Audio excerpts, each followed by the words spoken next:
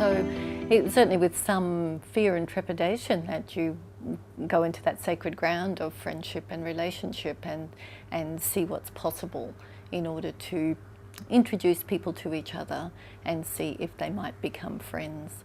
But I guess the main motivation for me is that I have worked with people with disabilities for many years, and that's a big gap in people's lives.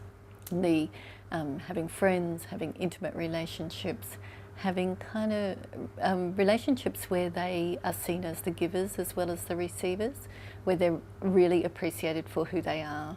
And so yes, I have had the opportunity to make that my primary work, to really think, to work with the person and their family and to think, how do we bring people in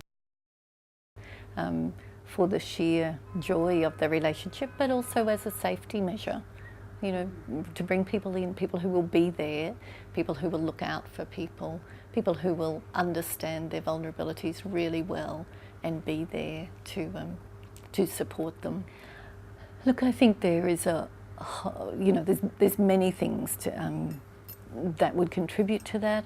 I think, I didn't grow up going to school with any people with disabilities. They were not in my classroom, they were not, they're not in the workplace with us. So, there are these kind of parallel paths, and we are taught from a young age that people with disability belong somewhere else. And so, when we try to then address that, some of those natural places that I made friends at school or work, the earlier parts of my life are just, have been missing for people with disability. I think also that sometimes what I have encountered when I've kind of quite intentionally invited people to kind of explore friendship with a person is that people might need both an invitation to do that and some information about the person. So really just they can be hesitant about, am I going to do the wrong thing? Am I going to insult somebody? Am I going to get in the road? And so some coaching to people who don't have disability but who would be interested in a relationship can just help them to kind of, in a sense, relax and to realise that people with disabilities are like everyone else, that they want the same things from life. There may be some communications, there may be some things that they do differently, but some information about that can actually, a little bit of information about that can actually make a big difference to people's ability to be friends. Because so a lot of the people that I've worked with who have been really kind of struggling with, how do we bring more people into the person's life? How do we kind of think about this friendship question?